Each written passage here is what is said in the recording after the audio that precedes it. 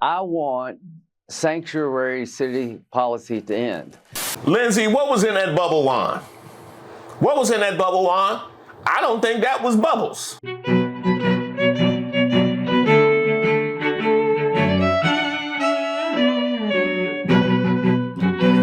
Shout out to all the subscribers and members here on the channel. Don't forget to like the video. My name is Reese Waters, and this is Street Politics. So, Maga, I know you're excited about the primaries. Don't care. I love it. I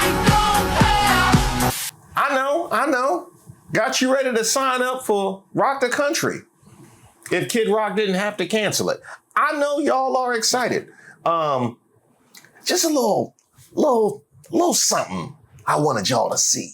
The president's approval rating hit a new second-term low in the latest New York Times poll. One more time for those in the back. Hit a new second-term low. And also, MAGAs, who need to hear things multiple times, always. Something we should talk about, seeing as Harry Ensign is running the numbers. The New York Times poll had a lot of people talking. Oh, it did. What are they talking about? What are they talking about? I mean, look, the bottom line is this. There's been all this talk about, oh, Donald Trump has this floor. Well, I'll tell you, that floor looks like it was built by the worst carpenters I've ever seen because he just keeps falling through that floor. Well, he would know that because based on his construction history. You know, he built hotels and they had to take his name up off of a lot of them. So yeah, he would know bad construction. That's all I'm saying. Now that I mention it, what's that ballroom looking like? Got everybody in here talking about we need a ballroom. Well, who gonna build it? This the man y'all trusting to build it? That's why it's out here looking like Fallujah right now.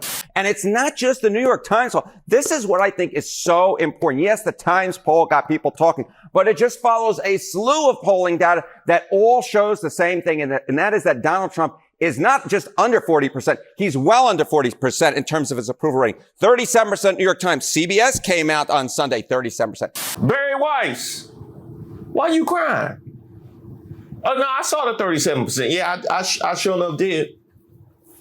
No, I'm going to drag you. I got a whole video all about it. CBS came out on Sunday, 37%. Ipsos, 36%. Our CNN poll, 35%. You put it all together, and it is just very clear at this point that Donald Trump is hitting new lows in his polling data, and this one poll is no outlier. It is part of a much larger trend, Kate Baldwin. You talked about sub 40. So put that in like a historical context. Sub 40s when your body still worked.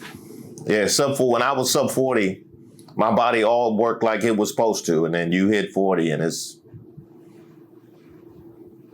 Yeah, okay, so you see sub 40, sub 40, sub 40, sub 40. Well, you go back in term twos, right, for different presidents, and there are only other two presidents who were sub 40 at this point in term two. And what happens in the midterm elections? Well, sub 40 approval ratings besides Trump at this point in term two. Well, one was Richard Nixon back in 1974. His party absolutely got crushed in the 1974 midterm elections, suffered huge losses, House and Senate. How about George W. Bush back in 2006? His party lost the House. His party lost the Senate. Again, 30-seat loss in the House for George W. Bush in 2006. A 6-seat loss in the United States Senate. So historically speaking, of course, we'll have to just wait and see what happens here. Yeah. But historically speaking, Kate Baldwin, when you have a president who has a sub 40 approval rating at this point, their party goes down to defeat in the midterm elections. Big losses for Nixon in 74 with the Republican Party, and Bush's Republican Party lost both the House and the United States Senate. So the party suffers. What has history shown? Do the presidents recover? Yeah, okay. Do these presidents ever recover? Let's look beyond just the midterm elections. Let's talk about legacy, right? The idea, hey, you know what? We still got more than 2 years' time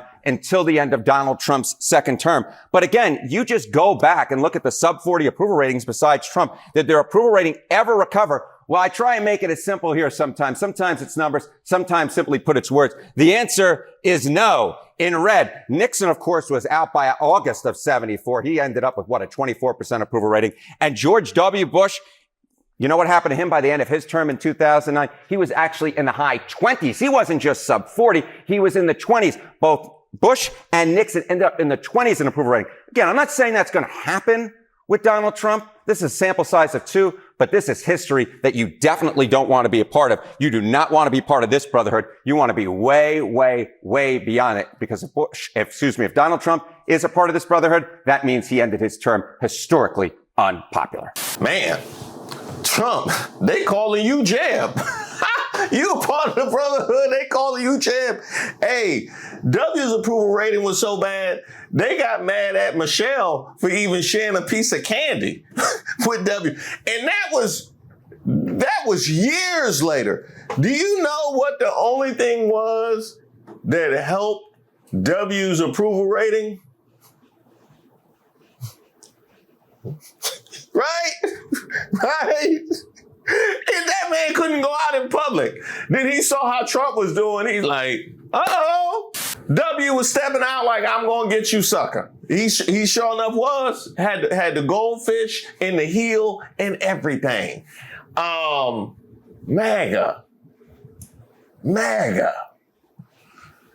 You know, what you want to do? Are you glad that Senator Cassidy is no longer going to be your colleague, Senator? No, I like Bill. I thought he's a great senator, but he made a political decision. He voted to impeach President Trump, which would have ruined his political life. He could never run for office again. Massey's on the ballot Tuesday. He votes against Trump all the time. What's the headline? Trump strong. Those who try to destroy Trump politically, stand in the way of his agenda, are going to lose. Lindsey Graham, why you get aggressive all of a sudden ever since we saw you with the bubble wand at Disney? Huh? Is it me? Or ever since we saw him with the bubble wand, now he want to get all aggressive and talk tough? Come on, Lindsey Graham. We still got the photos and the video and everything. You want us to get Laura Loomer on you? We still got that testimony. Bill made a decision. What would LBJ do? Is it natural for a politician to go after people who try to destroy their political life? So Bill Cassidy's lost because he tried to destroy Trump. Massey's going to lose because he's trying to destroy the agenda. You can disagree with President Trump, but if you try to destroy him, you're going to lose, because this is the party of Donald Trump. I will go down with this ship. Where's Dido when you need her? Maga. Huh? You going down with Lindsey Graham? Y'all, and the band played on? Y'all gonna keep playing? Let me know. Let me know something. So you got to listen to this insanity. You can disagree with President Trump, but if you try to destroy him, you're going to lose, because this is the party of Donald Trump. And there it is, ladies and gentlemen, Senator Graham from my home state of South Carolina, showing all of us that this is definitely not a cult. I feel you, sister. That's my mama's home state. No, I got to ignore every time Nancy May speak, every time Tim Scott. It's bad. It's real bad. Only thing left for me to feel good about is Dawn Staley. And the NAACP about to take that away. I ain't mad at it, but come on. At this point in time, I'm starting to wonder if he's not just bombing this entire election with the sole purpose of trying to help the Democrats win. Because how else could you explain how he continues to give us clip after clip after soundbite, post after post that is absolutely campaign ad fodder for his opposition? Who you think is trying to throw the election? You saying Lindsey Graham or Trump? Because they both giving us a ton of content. You know what I mean? They like dueling banjos when it comes to throwing this one. So both of them. He got a live pretty mouth, ain't he? The reality here is that Lindsey Graham is a career politician. He's been in office for over 20 years and has been in politics and doing things in our state politics, I think, throughout my entire life. Now, I can report that some good news is there are individuals here in South Carolina, even those who are staunchly conservative, who are losing patience with Lindsey because he's not delivering anything of substance for the South Carolina people at all. And how can he be when he subscribes to the theory, this is the party of Trump? This was the point that I made about Ed Galrine in Kentucky, up there electing somebody who has no free will or agency whatsoever. Congratulations, Kentucky. You played yourselves. Congratulations. And while we're at it, why don't we look at the primary results by age group? It's that 56 plus group that St. Thomas Massey. Well, it's a good thing that Trump is so empathetic to aging citizens, making sure y'all have all your rural health care, making sure to take care of Medicaid and Medicare. Well done. So what you mean to tell me is that everybody that was old enough to remember when Donald Trump was found liable for discriminating against black tenants, those are the ones still on board? Oddly enough, they're starting to lose patience with him, yet somehow so many of them still seem to be able to just ignore the insanity coming from the Oval Office. But a step is a step, right? Lindsay, the conservative party is not the party of Trump. MAGA is the party of Trump, I suppose. And if you really want to go down with that ship, be my guest. But it's not going to bode well for you. Your days of drinking on taxpayer dollars, because we see you sloshed all the time, even on news interviews, those days are numbered.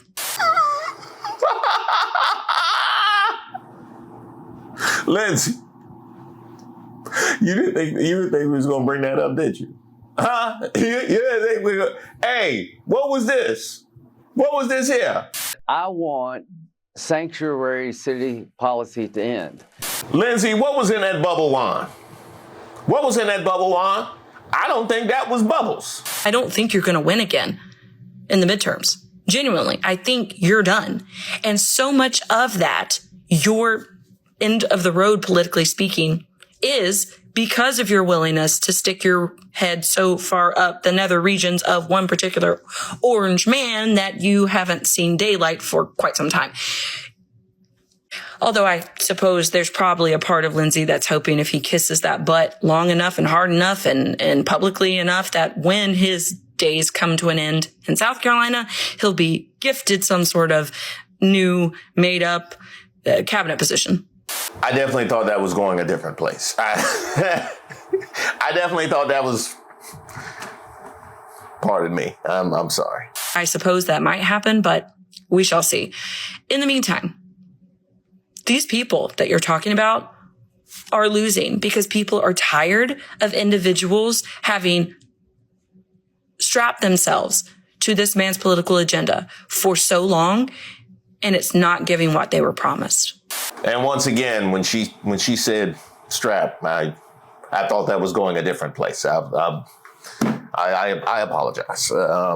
We got kids on the channel. MAGA, y'all going down with Lindsey Graham? Huh? Y'all going down with Lindsey? You free to? You free to go down with Lindsey Graham? That's fine. Just make sure you pack heavy for the trip. As you travel along these United States, food can be expensive. How y'all eating? Listening to an NPR interview, a Georgia man this morning who rated Trump an A+ and was asked how he was managing higher food prices. His answer, my wife and I fast.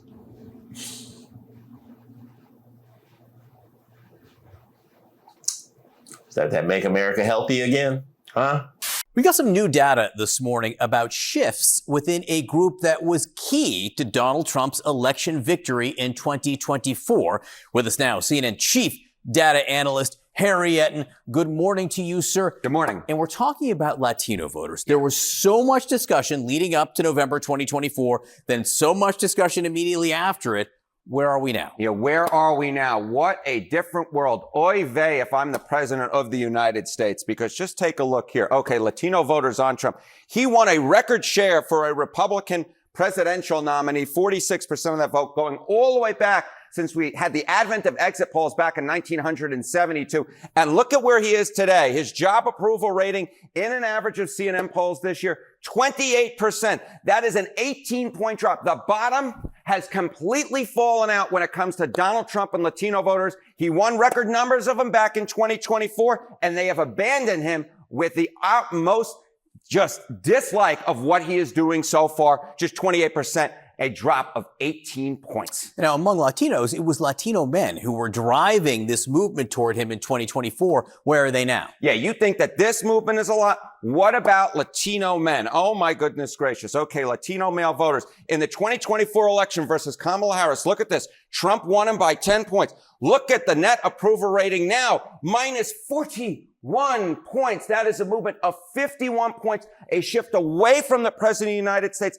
Latino male voters supercharged that record performance that Donald Trump had with Latino voters. And they, like Latino women, Latinas, are moving against the president of the United States, minus 41 points. Again, the bottom has just completely fallen out. And of course, when you look across that political map, there are so many races that will be involving a lot of Latino voters. And when you see numbers like this, I just go, uh-oh, if I am a Republican running for Congress. Talk about one of those races in just a moment. But wait, there's more before that, which is, look, this new CNN poll this week talked about just how people have enormous concerns about the economy and enormous disapproval of the president on it. What are Latinos saying about that? Yeah, okay, I'm going to take 2 for 1 here. It's a 2 for 1 special here on a Friday or mid-Friday morning, I guess. Latino voters on Trump and the economy. Look, one of the big reasons why Donald Trump put in that record performance with Latinos back in 2024 was because the issue of the economy. They trusted Donald Trump by a 3-point margin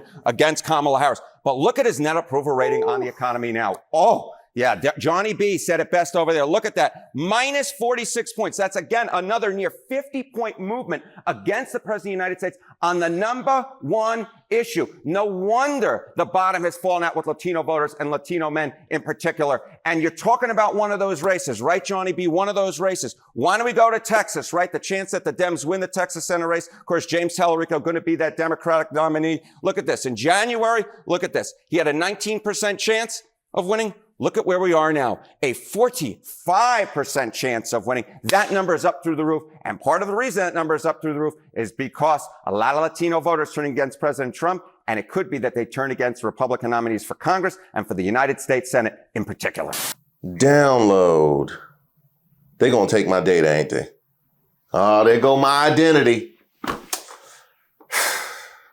I just really want to see what I look like as an alien baby.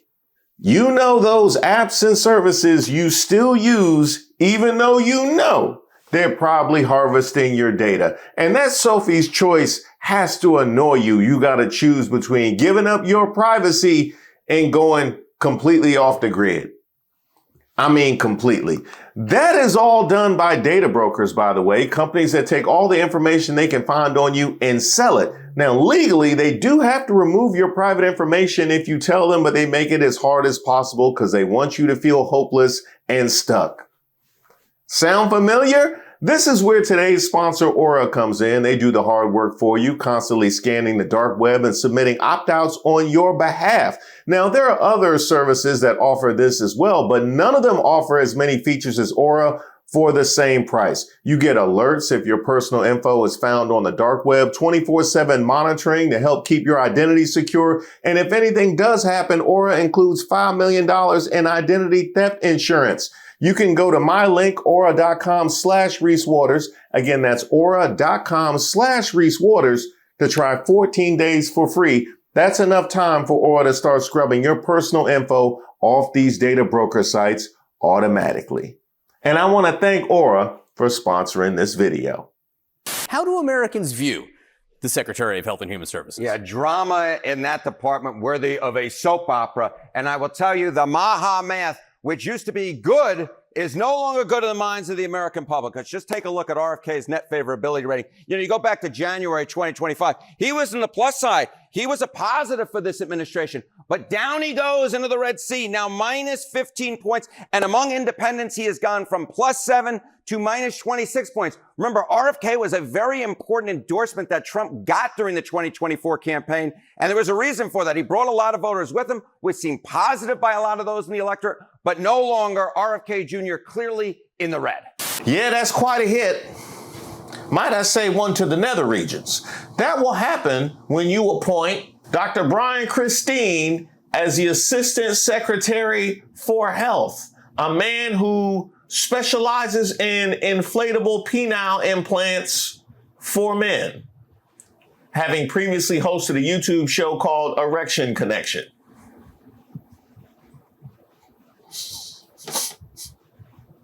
I'm mad that he took that. Yeah, I'm mad that he took. That's a good name. That's a good name. We can at least give him that. We can at least give him that. RFK. Something you want to tell us? Then there's the raccoon incident, a highly publicized 2001 diary entry in which RFK Jr. reportedly cut the penis off of a road-killed raccoon while his children were in the car so he could examine it later. That's not erection connection. That's the opposite, RFK. Is that why you elevated him to undo the damage you did to that raccoon? Speaking on the issue of health care. Yeah, if we talk about health care, why don't we just look at the highest disapproval ratings for presidents this century? And you can see it right here. The one in red on your screen, Donald Trump, 65% disapprove of him on health care. That is the highest. That is the highest for any president this century. Biden was at 57%. That was his highest. Obama, remember, this was around the Obamacare debate, right? He was at 63%. Trump's actually beating him on this score. It's just a score you don't want to be winning on. And then, of course, Bush, when there was all this talk about privatizing Social Security, he was at 63%. But Donald Trump takes the cake on this issue, 65% disapproval, the highest for any president this century. I have to say, my major takeaway here is how unpopular every president that is also has true. been on healthcare. I'm surprised that everyone doing so badly on this issue, given what a big issue it has been over the last several years. I mean, that will happen when we're sending tax money over to countries that have universal health care. And we still out here paying insurance premiums. That's what it's going to be. We can agree on that. Shoot, my health care in my 20s when I was traveling around doing stand-up was stay inside and wear a lot of layers for cushioning, just in case. Babe, I can drive. You have to be kidding me. I'm not that bad. You're terrible. Now, Maga, if you've taken this trip with Lindsey Graham, make sure y'all gas up beforehand. I know you ain't been able to afford gas in several months. I know y'all got that little tube to siphon gas y'all saw on Beverly Hills Cop. You might want to pony up for this one. Gas prices up cents to an average of $4.53 per gallon. You can see how much they are from before the war. And the rising gas prices are fueling its huge jump in what businesses had to shell out last month, the Producer Price Index. With us now, CNN chief data analyst Harry Enton. So gas prices above $4.50 a gallon. You hear people talking about it. I had a Republican congressman tell me he paid $100 to fill up his tank. Right? That's a lot of money.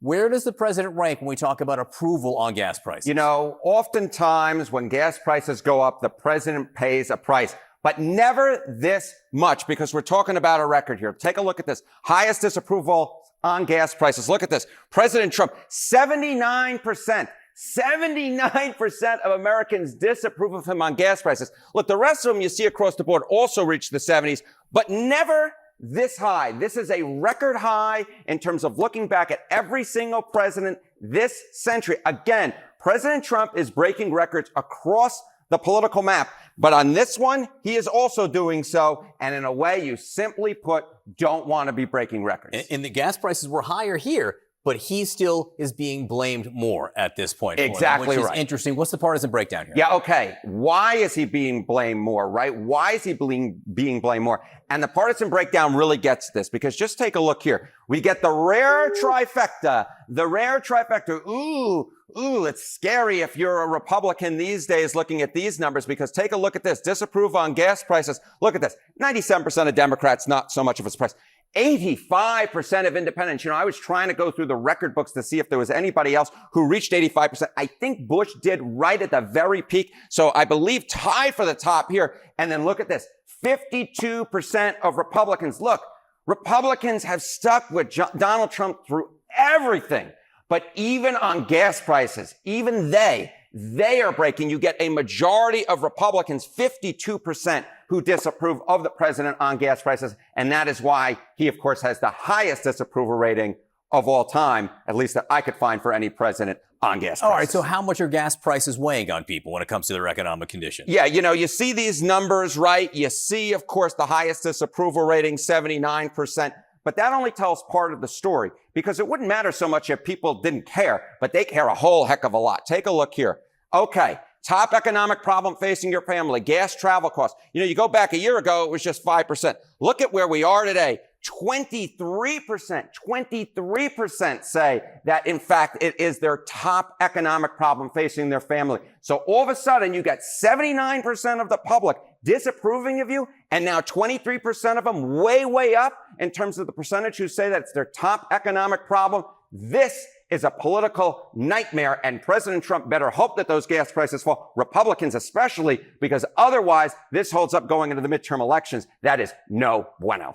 Now, MAGA, GOP, I want to give y'all credit. I want to give y'all credit.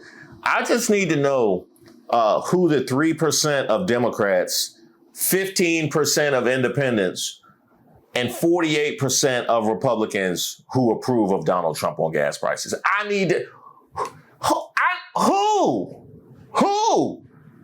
Who's pulling up to the pump and celebrating? Who out here Harlem shaking when they see the price? I ain't seen that content. I have not. Making all that noise. We vote for Donald Trump. Really? Still? What a different world. Oy vey if I'm the president of the United States, because just take a look here. Okay, Latino voters on Trump. He won a record share for a Republican presidential nominee, 46% of that vote, going all the way back since we had the advent of exit polls back in 1972. And look at where he is today. His job approval rating in an average of CNN polls this year, 28%. That is an 18-point drop. The bottom has completely fallen out when it comes to Donald Trump and Latino voters. He won record numbers of them back in 2024, and they have abandoned him with the utmost just dislike of what he is doing so far. Just 28%. A drop of 18 points. Now, among Latinos, it was Latino men who were driving this movement toward him in 2024. Where are they now? Yeah, you think that this movement is a lot? What about Latino men? Oh, my goodness gracious. Okay, Latino male voters. In the 2024 election versus Kamala Harris, look at this. Trump won him by 10 points. Look at the net approval rating now, minus 41 points. That is a movement of 51 points, a shift away from the president of the United States. Latino male voters supercharged that record performance that Donald Trump had with Latino voters. And they, like Latino women, Latinas, are moving against the president of the United States, minus 41 points. Again, the bottom has just completely fallen out. And of course, when you look across that political map, there are so many races that will be involving a lot of Latino voters. And when you see numbers like this, I just go, uh-oh, if I am a Republican running for Congress. All right, Harry Anton, well done with Latinas. I like that. That was well done. He trying to holler after the show. That's what he trying to. Hey, I know you going to the quinceañera. I know you going to holler at the quinceañera. Come on, don't play. Now, here's where I struggle with this. On the one hand, I am grateful that so many of you have decided to act and give voice to your own best interests. What is it that Donald Trump did that caused the bottom to fall out with his Latino support that is different than what he claimed he would do?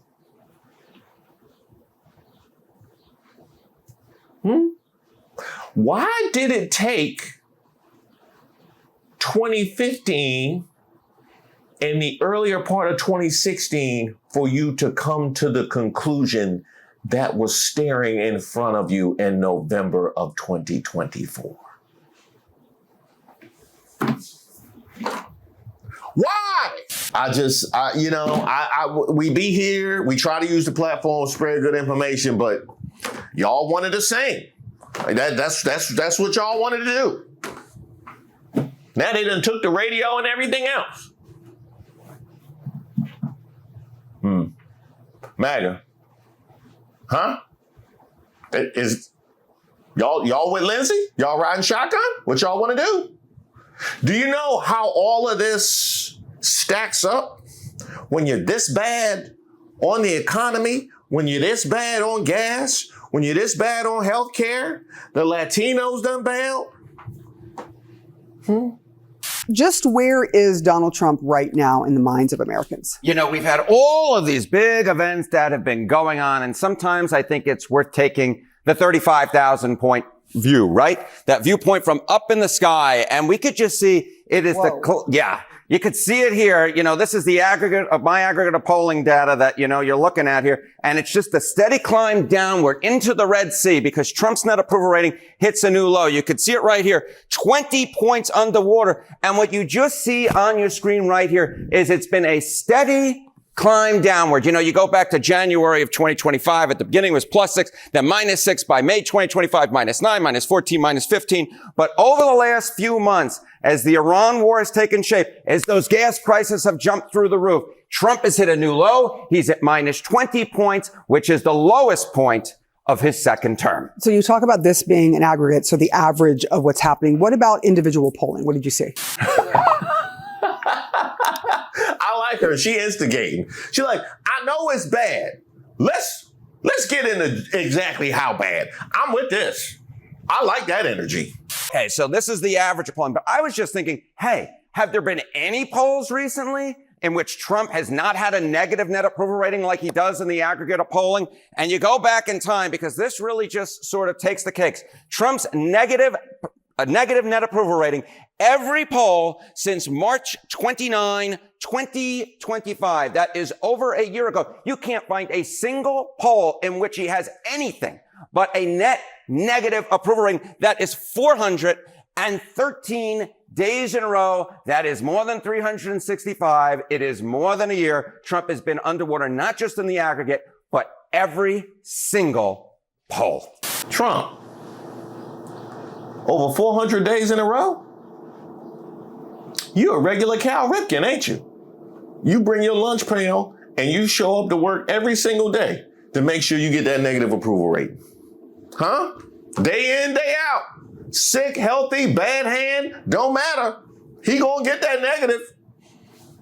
Salute. There is one thing that people have noticed, and this happens sort of not as much in his last administration, that he's done a lot of things, from tariffs to the war in Iran. It's not like necessarily things people like, but there have been a lot of moves made by this president. Hasn't that helped him at all, or it has actually done the opposite? Yeah, exactly right. It's done the exact opposite. That question is hilarious. What you mean you leaving? With all the stuff I do for you? Huh? I cheat, I yell and scream, I sleep in, I embarrass you in front of company. I do so much for you. Every single poll for over a year, 413 days. And you go to yourself, you know what the most important thing is when it comes to presidential politics? Pretty much all the time. It's the economy, smarty, right over there. And you just look right at this and you say, the net effect on your personal finances. The best of the group is the tax law, right? That's 16 points underwater. How about tariffs? 49 points underwater. How about the Iran war? That effect on your finances? 67 points underwater. No wonder Trump is underwater in every single poll. No wonder he's hitting new lows in the aggregate. Because when it comes to the economy, the reason he won a second term, all of the signature pieces of either legislation or events, he is underwater by a ton. I mean, 67 points underwater. Whoosh. Ooh, Maga. That is bad. That is bad. Now, one thing that you would assume, given the fact that the polling is this bad and we are leading into the midterms, is that, you know, any reasonable person would say we need to clean this up for the party, right? I need to do the right thing by my supporters. Except y'all chose a narcissist. So you get this. Trump doesn't care about midterm results and is resigning himself to Republican losses. Donald Trump has reportedly resigned to projected Democratic victories in the midterm elections and has allegedly told aides he doesn't care about the outcome. The president has also vented in private that the Republican Party hasn't passed major parts of his agenda. He doesn't care. I know, shocking, right? Shocking that Trump doesn't care about other.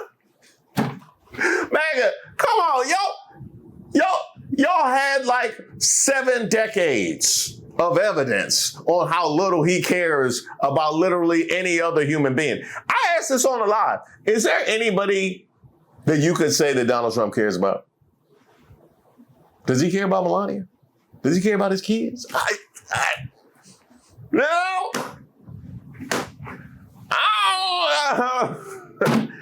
But you thought he cared about you, though.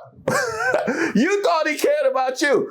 And the Republicans, Lindsey Graham, are giving him carte blanche to handpick candidates to run in a midterm election where he doesn't care about the result for you. It's gonna be good. Hey, Lindsey Graham, why you crying? Well, you should have known that. And what's that on your face? That Nutella? Never mind, don't answer that. I don't want to know.